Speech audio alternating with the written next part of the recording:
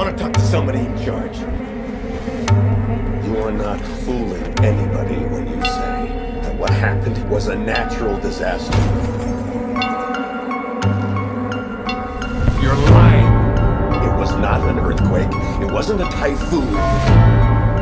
Because what's really happening is that you're hiding something out there.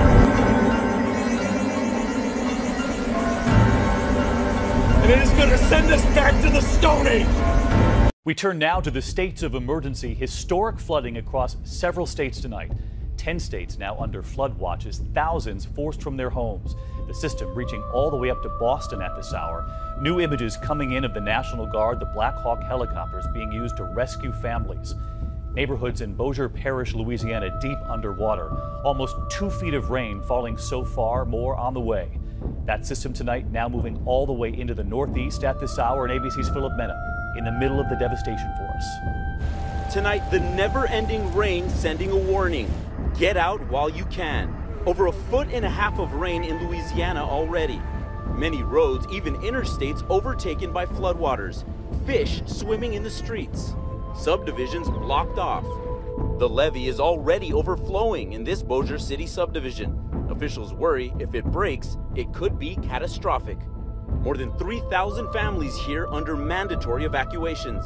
Sarah Yetko and her father Jim taking her 5-year-old son Tucker to safety. He has special needs. We have to have access to an ambulance if need be, and they can't get an ambulance back there. Bossier City Fire Chief Stacy Madden says he's never seen anything like this. If the water comes up and you lose power and you're in the dark and your house is wet, you'd rather be somewhere else. The National Guard here too, using trucks that can drive in high water, rescuing nearly 400 people in the last 24 hours. Tonight, a warning. Flash floods can swamp your car in seconds. Just 18 inches of water is enough to lift an SUV. Of the 3 people who have died, 2 were in their vehicles. The flooding stretches for hundreds of miles, from Texas to Arkansas and beyond. David, this is far from over. They're expecting about another foot of rain in the coming days, and officials expect the flooding to continue into next week. David? Philip Mena on the scene for us again tonight. Philip, thank you. Let's get right to meteorologist Rob Marciano tracking the system from the south all the way to the northeast tonight. Yeah, David, this is dense tropical moisture extending all the way to eastern Pacific, where that record El Nino water is really adding fuel to this fire. We're shifting a little bit to the east. That's the good news, but still stretching, as you mentioned, from New Orleans, Hattiesburg, Nashville, all the way up into the northeast. But that record warmth kind of deflecting most of that rain. But we're still looking for flooding and flash flooding from New Orleans all the way up to southern parts of Kentucky. Another 5 to 8 inches just north of New Orleans and southern Mississippi. So horrible flooding there. We're also watching some heavy rain out west. Pineapple Express pumping another batch of heavy rain into all of California. They actually will take that rain. They kind of need it. Here in New York, we took a 79-degree day. That's the earliest we've seen a number that warm. Rob Marciano with us tonight. Rob.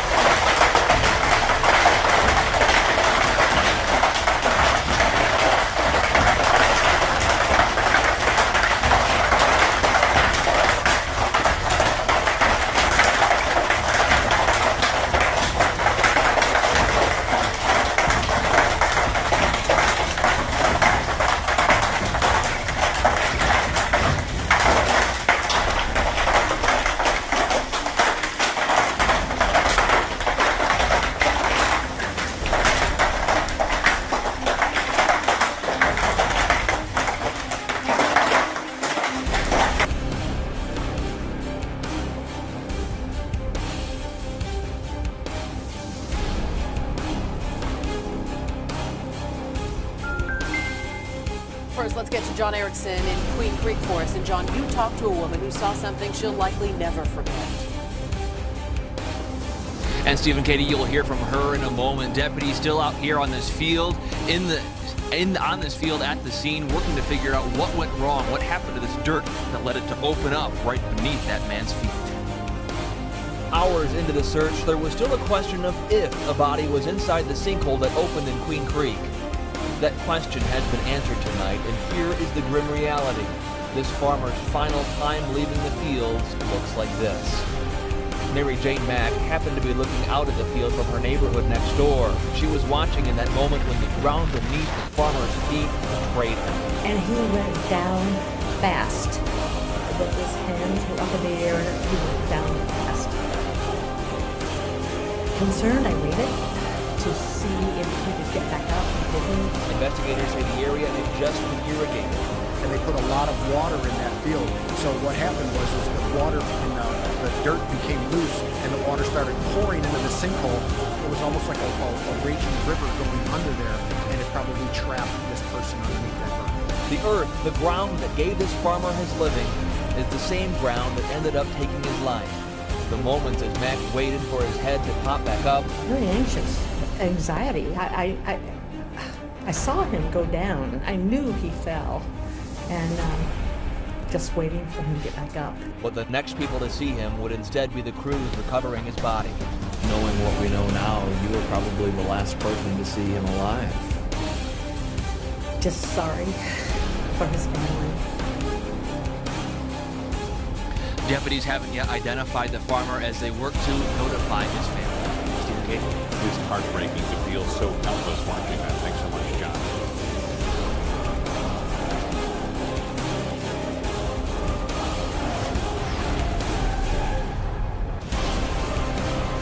First on 4, a teacher jailed in Mission, accused of having an improper relationship with a student. CBS 4's Imelda Mejia has the details.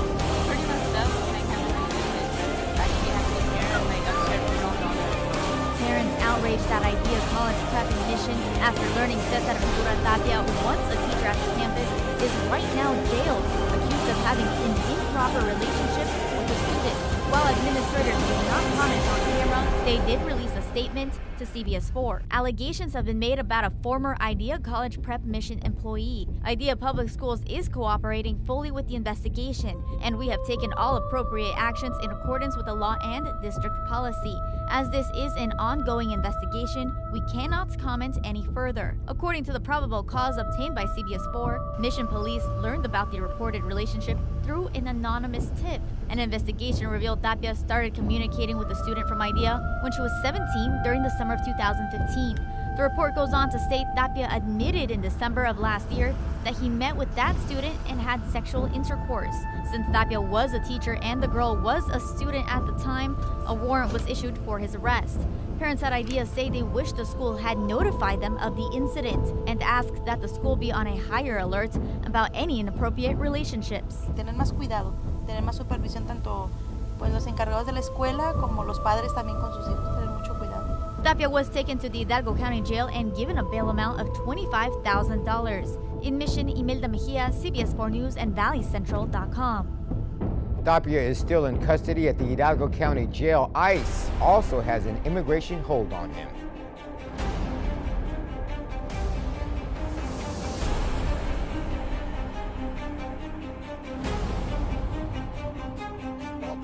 Islamic State might be using Germany's Nazi experience to breed a new generation of fighters. It's according to a new report entitled Children of Islamic State by a London-based think tank. RT's Yegor Piskanov picks up the story. Between August and February, a total of 254 Islamic State events or statements featured children, while 12 child killers featured in the terrorist propaganda videos in the past 6 months alone. A new study by a London-based counter-extremism think tank suggests Islamic State is using Nazi Germany's tactics to bring up its youth, which could create a generation even more lethal than their teachers. The report titled Children of Islamic State says, quote, Nazi Germany can be glimpsed in the systematic indoctrination of children through schools and training camps in IS. The concepts used by the Nazis are perfectly applicable to Islamic State. For instance, the Nazis deployed their entire propaganda machine to teach their ideology to the youth. According to the report, Islamic State also uses all possible ways of educating to teach extreme values to kids. The younger, the better. All Hitler Youth, as they were called, went to camps where they'd undergo military training. Martial arts and weapons handling are also essential parts of the Islamic State education program. And last but not least, cruelty. At the camps, Nazi boys were often given farm animals to take care of like rabbits. At the end, of course, they had to kill them. This trained them to follow orders and be cold-blooded. The report claims in Islamic State, children are not only normalized to violence by watching public executions, but are sometimes ordered to kill their hostages themselves. This is not necessarily new and cutting-edge stuff. This is stuff that different regimes, different groups have used as a mechanism for their own fulfillment of their own perceived goals. So it is, by all established standards and conventions around the globe, a foreign example of how children are being manipulated for political purposes. You got this off.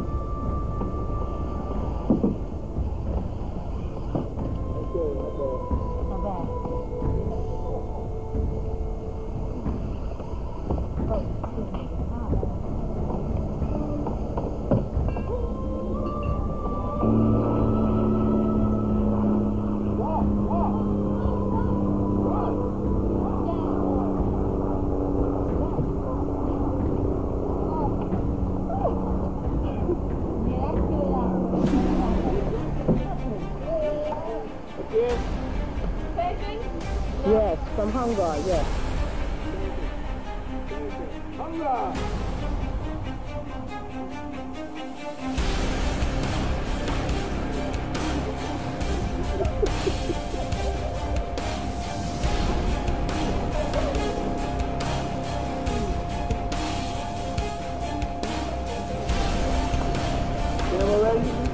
Go. Yes. Go.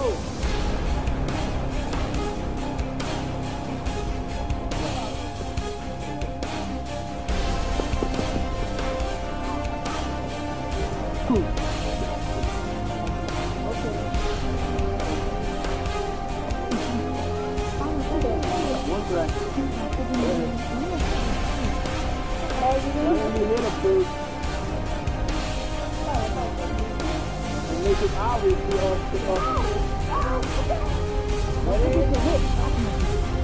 Good.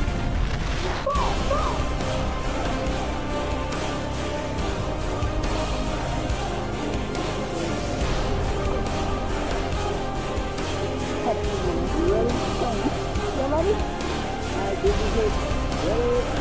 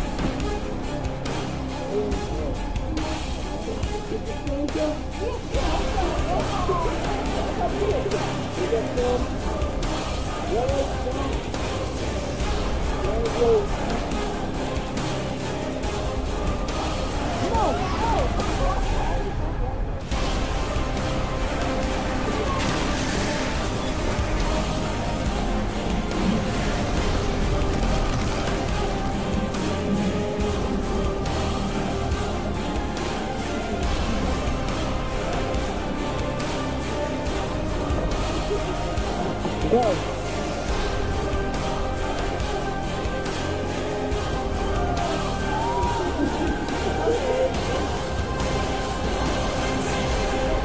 Ready?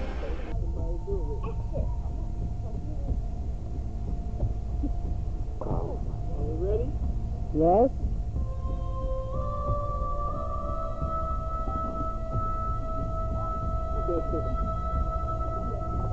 Ready.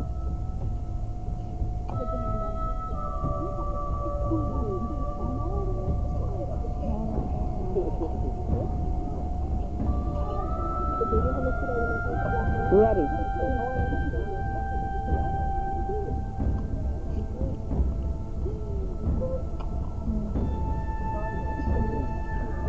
Ready.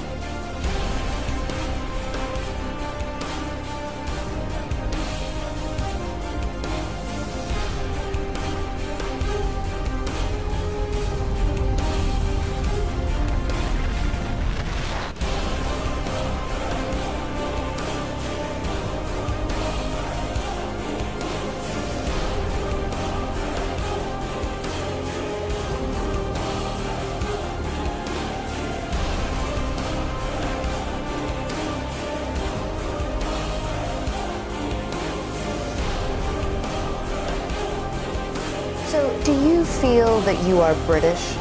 I identify myself as Muslim. If I was born in a stable, you know, I'm not going to be a horse. If I was born in Nazi Germany, I'm not going to be a Nazi. I mean, this is just an island I was born in. Rumeysa and Chowdhury both live in East London, which is home to one of the largest Muslim populations in the UK. In one part of town, Rumeysa and his associates have set up so-called Sharia patrols to go out and discourage behavior that they deem un-Islamic. There's some guys there. On this night, they stopped to talk to a couple of non-Muslim men who were in a park drinking beer, which is forbidden under Islam. So we just reminded the community about staying safe. And in this area, there's a lot of gambling that goes on, a lot of alcohol drinking, and it leads to a lot of problems. So we advise you, and we advise anyone you see, to stay away from these things. Get that prostitutes off our streets! But the patrols are not always so friendly. Online clips give a very different picture. A woman in a short skirt is abused. Vigilante cannot trespass that in this area. We don't care if you're a fool at all. It doesn't matter. It's Great Britain. This we don't care. It's not so Great Britain. A man the patrol thinks is gay is insulted. Get out of here quicker then. You're dirty, mate. You're a gay, mate. Get out of here, mate. The night time it turns into a very ugly place like Walking through London with Rumeysa, you experience an alternate reality where there is no compromise and all conversations are one-sided. Ultimately, I want to see every single woman in this country covered from head to toe. I want to see the hand of the thief cut. I want to see adulterers stoned to death. I want to see Sharia law in Europe, and I want to see it in America as well. I believe our patrols are a means to an end. The only thing I would say is that in America and in the United Kingdom, we have a system, democracy, a backwards one, but it's a system that allows the people to choose what they want and allows people freedom. So why can't I choose Sharia? When in Rome, overthrow Caesar, implement the Sharia. In your home, you can do whatever you want. But what about in the public? Why can't I tell you to cover up? Am I free to say that? Because it would be outrageous. So where's my freedom? Where's my freedom? You can say it to me, but okay, so cover up. Wear the hijab. That's absurd. The thought of Chowdhury's supporters taking the law into their own hands is deeply frightening to most British people. This is a group that believes the West is at war with Islam and that the invasions of Iraq and Afghanistan justify any kind of violence in response. The most shocking example of that logic was the gruesome and very public murder of British soldier Lee Rigby on a London street last year. We have killed this man today is because Muslims are dying daily by British soldiers. On that day, the man wielding the knife was a known associate of Chowdhury. Chowdhury has refused to condemn Rigby's murder, nor will he criticize ISIS for the beheading of American journalist James Foley and other Western hostages. You know, I don't know the details about James Foley. I know the details. Let me educate you because he was a friend of mine. I'm afraid. Sorry, I don't believe you. You don't believe me that James Foley was a journalist? I don't believe any Western journalist, quite frankly. I believe you're liars until proven otherwise. But let me tell you something. The perspective from the Muslims of journalists, whether that be James Foley and others, is that they are the propaganda for the Western regimes. Have you formed an opinion for yourself? I form my opinion on the basis of what the Muslims say, not on the basis of what you say. I'm sensing a double standard here because essentially you're very quick to condemn acts of violence by the West, but you refuse to condemn any act of violence by your fellow Muslims. No, I believe that there's a difference between the oppressed. In Germany, politicians have expressed outrage after a group of ultra-conservative Muslims launched street patrols using what they call Sharia police. The country's interior minister responded by saying this would not be tolerated, and police say they've begun pressing charges. Archie's Peter Oliver has the details. Well, what we saw is this group of 11 guys in orange vests with Sharia police emblazoned upon the back. They were going around the night spots of the western city of Wuppertal. Now, they were trying to encourage nightclub goers not to listen to music or to drink alcohol. They also stopped by an arcade and told people there that they shouldn't be paying money to play games. Now, this has resulted in a media and at times political backlash. In newspapers like De Welt, they're saying that the Sharia police, there would be no tolerance for Salafists. Now, the group do include some Salafists within them.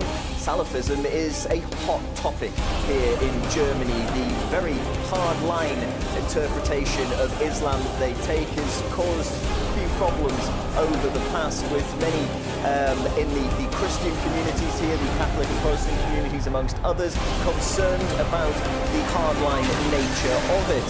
Now, the reaction from the political side, well, we've seen Stephen Mayer from the CSU, one of Angela Merkel's close allies, saying that they should be penalised for taking part in this. Heiko Maas, the Justice Minister, saying that they would not tolerate an alternative kind of justice. Now, the actual justice here, the police force of Germany, well, they've said that they're looking into this and there may be, if they continue, they may be following through with criminal prosecutions against these people. But there has been concerns that having a knee-jerk reaction to this could actually play into the hands of extremists. But the guy behind organising the Sharia police says, well, he's done it just to provoke a reaction, to provoke a debate on the issue of Salafism, which is as I say, a big issue here in Germany.